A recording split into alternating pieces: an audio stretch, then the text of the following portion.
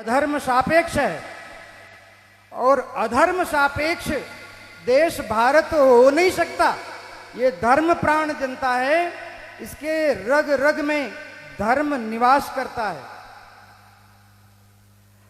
दो तीन घटनाएं अभी इस बीच में बड़ी हृदय को पीड़ा देने वाली हुई। अभी एक अकल के दिवालिये नेता ने तमिलनाडु के कहा कि सनातन धर्म को कोरोना की तरह नष्ट हो जाना चाहिए।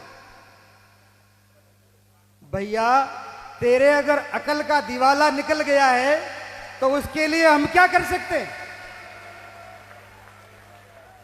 संसार में जितने मत, मजहब, पंथ और इज्म हैं, उनका कोई ना कोई प्रवर्तक है, किसी ने उनको उत्पन्न किया है। इस्लाम कब से? बोले मोहम्मद से। ईसाईयत कब से? बोले ईसा से। लेकिन सनातन धर्म कब से? नारायणम पद्म भवम वसिष्ठम शक्तिम च तत्पुत्र पराशरम च देवीम सरस्वतीम व्यासम ततो जय मुदीरयेत। व्यासम सुखम गौड़ पदम महांतम गोविंद योगींद्र मथास्य शिष्यम तम त्रोटकम वार्तिक कार्यमन्य अस्मद गुरोह संतत मानतोष्मि। हमारी परंपरा भगवान नारायण से शुरू होती है और नारायण से शुरू होकर के और इन आचार्यों के रूप में आज तक हमारे सामने विद्यमान है। इसका न कोई आदि है, न कोई अंत है, न इसका कोई जनक है, न कोई प्रवर्तक है।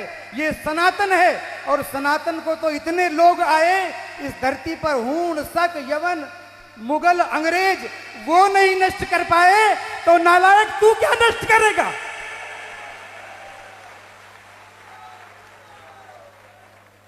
हमारे देश के संविधान में इमरजेंसी काल में जब सारे विपक्ष के नेता जेल में बैठे थे, उस समय आधी रात को 12 बजे तुमने संविधान के प्रियम्बल में धर्मनिरपेक्ष शब्द जोड़ दिया और इस देश को अधर्म सापेक्ष बना दिया। तुम्हारे बाप का ये देश है। हमारे पूर्वजों ने इस संविधान को इसलिए स्वीकार नहीं किया था कि देश के 75 साल बाद भी हिंदू अपने अधिकारों के लिए संघर्ष करें। हमारे देवस्थान सुरक्षित नहीं, हमारी पूजा पद्धतियां सुरक्षित नहीं, हमारे जीवन के मूल मानबिंदु सुरक्षित नहीं। अगर आवश्यकता हो तो ऐसे संविधान को आमूल चूल परिवर्तन करके उसको बदलना चाहिए।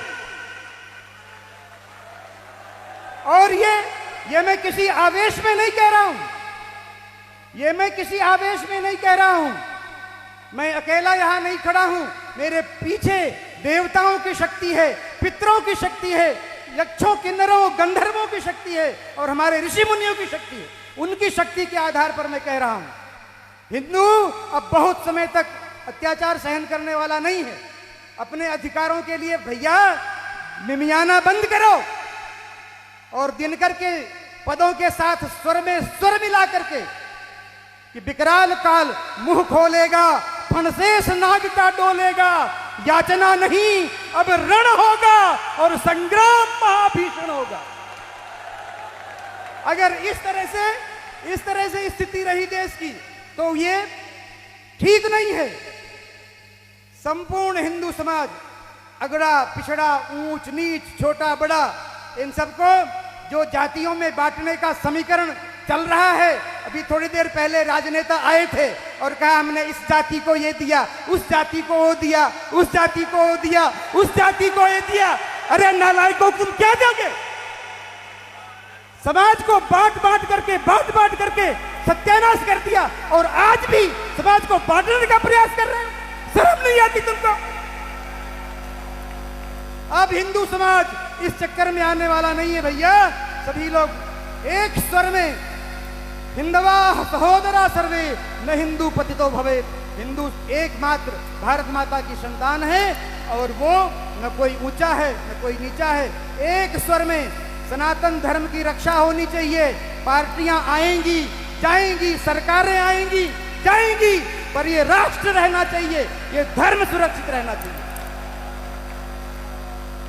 श्री एकलिंगनाथ की, धर्म की, अधर्म का, प्राणियों में विश्व का गौ माता की, भारत माता की। प्रत्येक हिंदू सैनिक हो, प्रत्येक हिंदू सैनिक हो, प्रत्येक हिंदू सनातनी हो, तब इस राष्ट्र की रक्षा होगी। हर हर महादेव। भारत माता की, भारत माता की।